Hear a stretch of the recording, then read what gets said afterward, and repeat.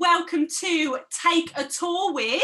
You are here with me, Jenny Maynard from the Boho Bride Guide, and today we are taking a tour with the fabulous Nixie James Scott from Unique Ceremonies. How are you doing, Nixie? Hi there, Jen. I'm doing very well, and hello to everyone that's watching or watches this later or whatever. Yeah. I am doing fine. The sun is shining, the birds are singing. Amazing. And so the purpose of Take a Tour with Nixie is to have a little bit of a nosy around your world.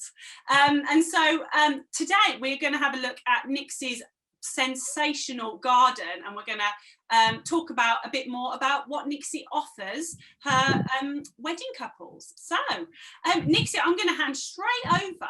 Could you talk to us a little bit about you and what your wedding business offers? Absolutely. Well, Unique Ceremonies, I've been running and holding and writing, creating Unique Ceremonies now for about 15 years. I am actually an ordained One Spirit Interfaith minister, but it doesn't mean I only work with people in a spiritual way. I work with people with spiritual background or none at all. I just literally try to meet people at the heart. I love creating ceremonies for weddings which reflect the unique couple that everybody is. There are no two couples who are the same, of course, because there are no individual people who are the same. So when you put two together, you've got even more uniqueness. So I love to speak with the couples and really have a good feeling for what they are, who they are, their lives, how they work together, how they see their future, that whole thing really. I think that sums it up. And I just love outdoor ceremonies. Having said that, I also love indoor ceremonies because I think, as I just said, I just love ceremonies basically. Yeah. But it is my joy to marry people, say on a beach, in woodland, in a field, wherever really. And which is why we're in my garden, I suppose, because this is my ground of being. I love being outdoors. I love being in nature, connected to nature. Oh, beautiful. So at all, I just rambled. And where are we? Where are you in the world, Nixie? In the whole wide world. I am at this present moment in a little place called Taddyport, which is on the banks of the River Torridge, which I can see right now from my garden, and I might give you a glimpse of that later if you're lucky.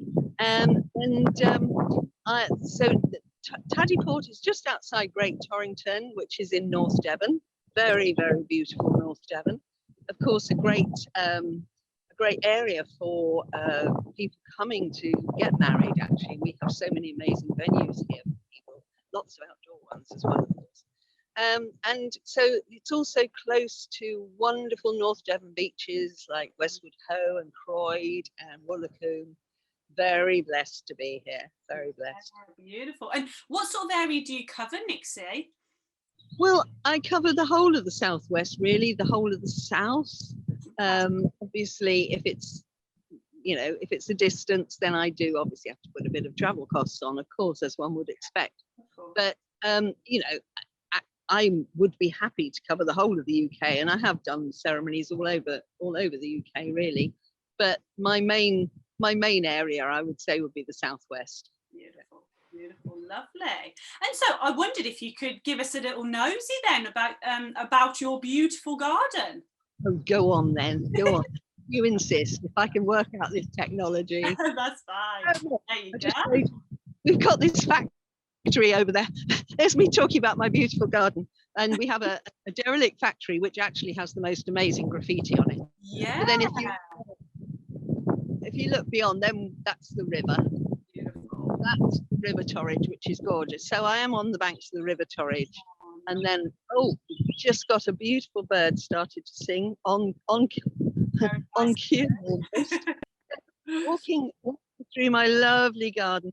I was very blessed to inherit this garden from the previous owner, and I've sort of taken it and made it my own. My goodness, that's singing beauty. Oh, lovely. Robin joining us. They normally do. Wow, we can see your lectern. Beautiful. Yes. I don't normally leave this in the garden. Oh, and there's a little orange tip butterfly going by, but we've lost that now. Yeah, that's my lectern, which I use for outdoor ceremonies. And on it, you'll see this is the lovely leather-bound folder that I use to put my ceremonies in. Okay. And my stole that I wear, which is a stole that I made for when I was ordained in 2010.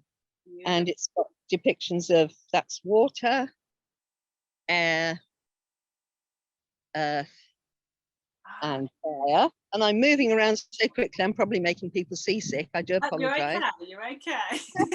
Beautiful. On the back of it is the tree of life. Oh, so wow. I tend to wear this for ceremonies because it's very much part of who I am and what I do. And this is also going through my garden. I've got little Buddha down there. Oh, yeah. I just feel so blessed when I come out here. It's my inspiration, it's my relaxation, it's my joy, really.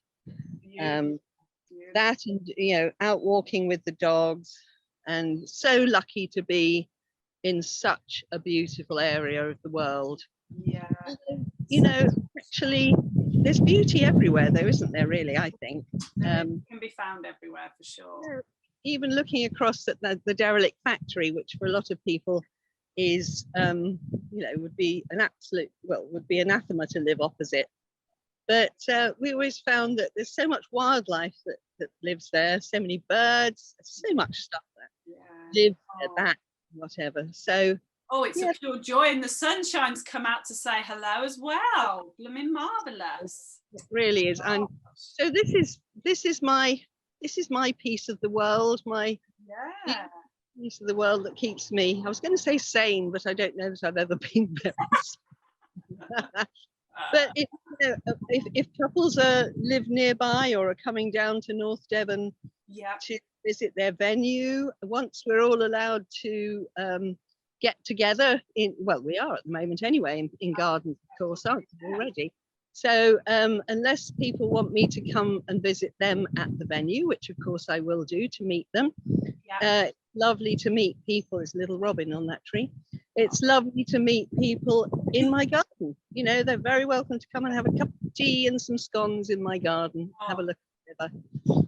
But that's beside the point in a way, because no, it's blooming lovely. And so I'd love to hear a little bit more about how you sort of prepare for your couples. Like, what's the process that you go through, Nixie? Okay, well, when somebody contacts me, in fact, just the other day I had a contact through the contact form on my website. Yeah.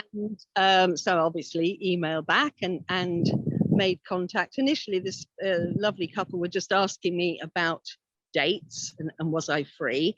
Yeah. And I was. So we've arranged to have, at the moment, we've arranged to have a Zoom meeting, actually. Yeah. So then we discuss, I meet them, even if it's only on Zoom.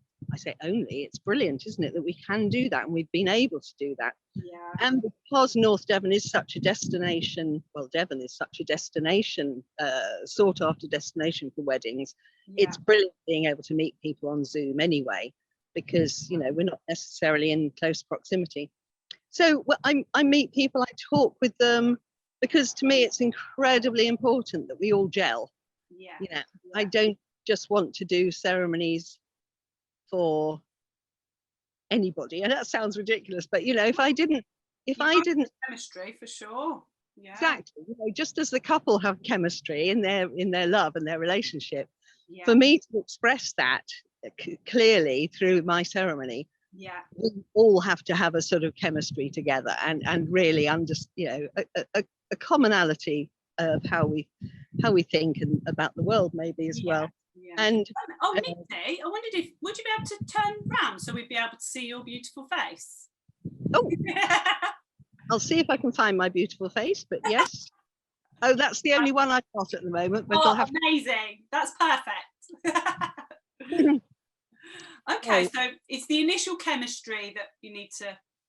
Yes, and then obviously we discuss that their venue, because that obviously has you know, that's depends on where they're getting married as to how the ceremony will go. You know, if it's an outdoor wedding, there's certain things that we need to be thinking about.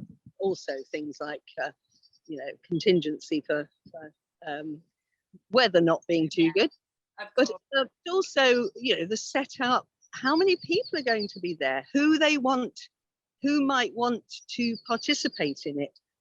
Are we joining two existing families together? So, I mean, we always are anyway with the wider family, but with children and things as well.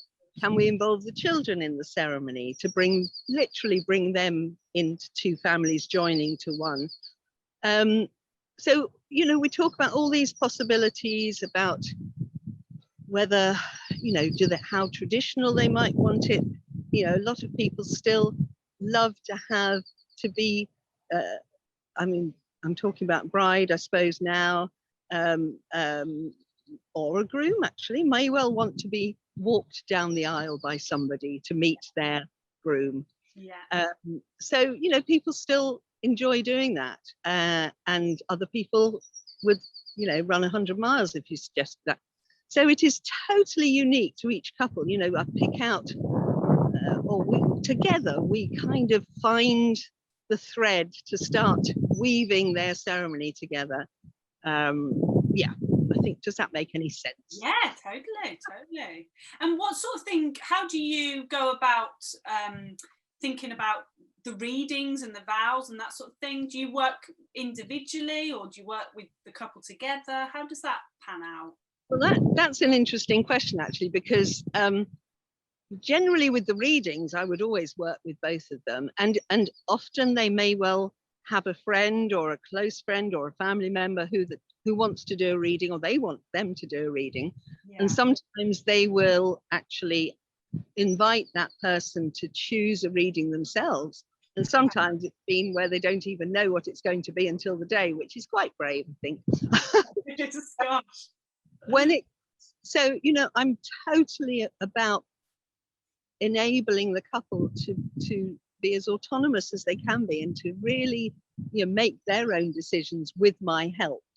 With vows, so many couples initially in the initial sort of chat say, oh, I wouldn't know where to start. So of course, you know, I will send them sample ceremonies, not that their ceremony would be anything like that, but it gives them an overview of how a ceremony can flow, because I'm obsessed with ceremonies flowing as well. It's not this and this, it's this, all sort of, it's one ceremony, it's one flowing through. But with the vows, I really encourage people to, of course, write their own, and I will work individually with them, or sometimes people choose to write the vows together and actually exchange the same vow that means the same thing to each other. There are myriad ways of doing it, and some people, some couples, or one part of the couple maybe, has said, you know, I cannot bear the thought of speaking like that in front of everybody. So I said, well, you know, I could speak your lines for you and you could repeat them after me, or I could speak the whole lot and at the end of it affirm your commitment vows. So there are, you know, there is many ways again of writing and I was going to say performing. It is almost a performance, really. And saying those vows to each other. There are myriad ways, and my whole ethos is that there's nothing fixed. You know, we can do within legal limits, of course, as in morality, not legal, and ethical. You know, we can bring virtually anything in, and that's the joy, of course, of working with a celebrant for your wedding ceremony. You know, really can be the most personal, bespoke thing, and remain as a joy in everyone's memories for years to come, because it would be so unique. Of course. And so talk me through some ways people can make the ceremony unique, because I understand you've got some examples to I show. have. It's Yeah. all a bit Peter now, because I probably have to turn it round again. Okay, no. Bye for now, everybody. I would do if the thing was responding. You'll get it. You'll get it. Yeah, well, hey ho. Showing my There, you got it. Right. Okay. So yes, I mean, I've only just brought a few examples out into the garden with me, because I'm quite passionate about hand fastings. And if you don't know about hand fastings, that hand fastings are quite an ancient. Oh, here we go. We've got some pictures of hand fastings. An ancient way of literally tying the knot for people. People becoming, given their hand in matrimony and tying the knot together. And they are. Let's see. Oh, there's a beautiful one there. Beautiful, beautiful. These are all different. Some of these are lovely real couples. They're hand fast there. You can see. And some of these amazing photo shoots. That was a lovely couple, but we didn't hand fast them. But hand fasting, that was a lovely couple too. Hand fasting, as you can see, it's very symbolic. It's literally fasting gently. It's not a tight bond, but loosely using a cord. The couple made this lovely cord, and often couples do make their own cords or ribbons, and they put all sorts of different things that mean things to them. Okay. But I've got a couple here that this one was a beautiful natural wedding. That was actually, it was a photo shoot, an eco photo shoot. Okay. So I used lots of lovely natural things, including some feathers. And that actually went along with this beautiful bird nest. Oh, we've got a tractor going by now. How exciting. Oh, I love living in the country. They always say quiet in the country. I don't find that. No, opposite. Absolutely. Anyway, I have this beautiful bird's nest that fell out of a tree a few years ago. And when we did the photo shoot, I was thinking about, I'd made the hand fasting ribbon to, as I say, symbolically hold the couple together. Yeah, of course. Then I put the rings into this lovely bird's nest, so that when they were presented to the couple to take their rings for the ring exchange, they just took them from there. No. And with the hand fasting, because that does also tie in with that, of course, the hand fasting, I like to ask people to do, I do the ring exchange first, alongside with what I call the I do's, because I still think that's a lovely one, to ask people if they will do you take this person for all they have been, all they are, and all they will be, basically. Of course, all the wording is personalized, if it, to each couple. But so we do the I do, so they have their rings on. I then fast the hands together. Yeah. And as the hands, like so, and as the hands are fasted, I then invite people to exchange their vows, because to me, again, symbolically, you've got the lovely hand fast, and then you exchange your vows. So you're holding hands, your hearts are joined, your hands are joined, and you look into each other's eyes, so your eyes are joined, and then you speak your vows to each other. Beautiful. I think wonderful. So I did ramble off a bit at that during that, and then of course I've just got to show you the dog. Oh, so, hi doggy. So that's Bracken. Anyway, hi Bracken. Huh? So yeah. So that's those are hand fasting, and I've got all sorts of different cords and ribbons and things that I've made for different hand fastings. Okay. So and it is lovely again that the couple can make their own, because it so again personalizes it, and then of course they keep them, and then you know. Yeah, it's a lovely keepsake for sure. And another lovely way, I think, especially I mentioned earlier about, you know, joining families together. Yeah. And one of the lovely things I think it's beautiful to do when you've got two families joining and children, whatever, that is a sand ceremony. Now I'm hoping that you can see this all right. Yeah, we can see it. In this instance, I've got four little glass containers, and they've each got different color sand in. So for instance, let's say it was I don't know, a groom and a groom and the two of their children, or children perhaps from each of their previous relationships, or a bride and a bride, or a bride and a groom. But you know, you're getting the picture. It could be anyone, you know, but with joining the families. So there's two children and two adults. And what we did, we have four different colors of sand. Fabulous. And then each person has one of the colors. Mm-hmm. Of course, when they're separate colors, they're separate colors. But once you put them all in, each one then pours theirs into whatever receptacle you choose. Yeah. They're in there. If you think about grains of sand, they're going to be impossible to separate. Yeah. So again, to me, it's symbolic. It's lovely. A beautiful symbolic way of showing the melding and mixing and joining of two or more, you know, of two families, basically.